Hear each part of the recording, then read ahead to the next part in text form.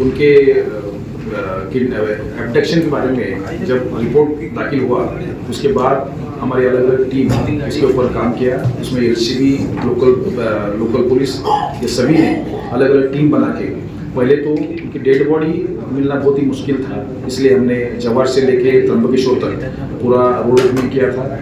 15 अगस्त को उसकी dead body हमें त्र्यंबकेश्वर एरिया में मिली।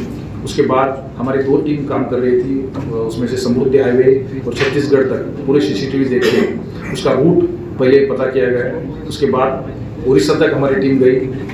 जब हमको पता चला कि आरोपी के नाम, उसका रहने का एड्रेस जो है, उसके बाद हमारी उड़ीसा की टीम ने लोकल पुलिस के सहयोग से वहाँ पे 3 में से 1 आरोपी और गाड़ी वहीं पे बरामद की गई। उसके बाद दूसरे आरोपी जो रेलवे से अलग अलग स्टेट में जा रहे थे, उसमें से 1 आरोपी को नागपुर रेलवे पुलिस ने नागपुर रेलवे स्टेशन से ही हिरासत में लिया गया है। तीसरे आरोपी के पीछे हमारी टीम है, आगे जाके उनको भी हिरासत में लिया जाएगा। सर, इस पूरे ऑपरेशन में कितनी टीम गठन की गई थी और कितने लोग इसमें शामिल थे?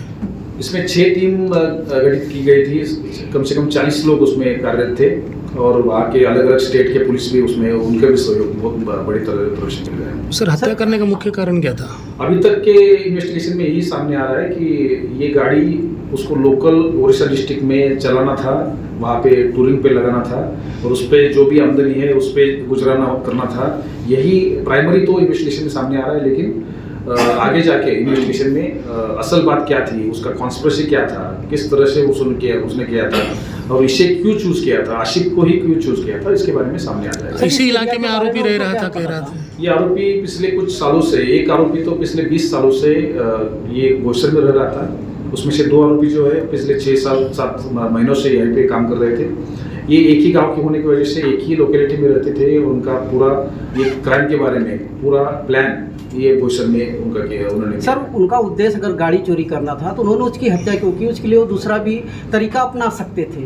उनको ये लग रहा था कि अगर वो जीवित रहेगा तो आगे जाके अपना नाम वो किसी को बताएगा और उसके ऊपर पुलिस एक्शन ले लेगी, तो अपना नाम आगे नहीं आना चाहिए। ये उद्देश्य से उन्होंने उसको जीवित नहीं रखा है, लेकिन मुझे लगता है ये प्राइमरी स्टेज रहेगी, आगे जाके इन्वेस्टिगेशन में वो सामने आ जाएगा। सर, ये पहले लोग ने पालघर एरिया का रेकी किया था कि पहले क्या एरिया के बारे में उनको किस तरह पूरी जानकारी थी? क्योंकि पूरा देखा जाए तो पहाड़ी एरिया है और ये एक तो आरोपी 20 साल से यही रह रहा था, तो उसको मराठी पूरा आता है, मराठी में बात करने वाले लोग हैं, तो उनको सब पता है कि यहाँ पे क्या सिचुएशन है क्या नहीं है, तो उसको कोई रेकी करने की ज़्यादा जरूरत है नहीं, क्योंकि लोकल ही आरोपी है। सर, फिल्मी स्टाइल में कुछ आरोपियों ने जो रस्सी के साथ मारा था, तो उसमें क्या पृष्ठभूमि क्या थी उनके?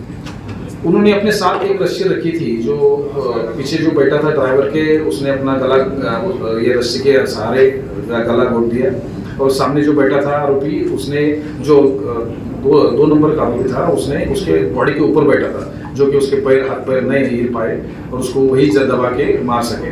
तो ये दोनों ने उसका ये काम कर दिया था और तीसरा आरोपी निगरानी रख रहा था कि बाहर कोई किसी दूसरी गाड़ी आके रुक ना जाए, ये निगरानी रखता। तो ये सब कॉन्स्पिरेसी का पार्ट है, तीनों ने मिलकर ये सब काम किया है। सर, जो आसिफ के पास फ़ोन था, उस फ़ोन को वो लोग कहाँ तक लेके गए थे, या रास्ते में कहीं फेंक दिया था या साथ लेके गए थे? ये आशिफ के साथ तो फोन चालू था उनका, लास्ट तक फोन जो लास्ट लोकेशन था वो छत्तीसगढ़ का था। दूसरे फोन उन्होंने साथ में नहीं रखे थे, बंद करके रखे थे, तो एक ही फोन के सहारे चल रहा था और लास्ट फोन का लोकेशन जो था शुरू था वो छत्तीसगढ़ था। सर, जो टोल पे पैसे कटे थे, जिसका मैसेज इनके घर पे आया, जिससे परिवार की चिंता बढ़ गई थी, तो वो टोल का जो स्टिकर था वो गाड़ी के कांच पे लगाया हुआ था कि अंदर रखा था कि उसके मोबाइल से कट रहा था, कुछ पता चला कि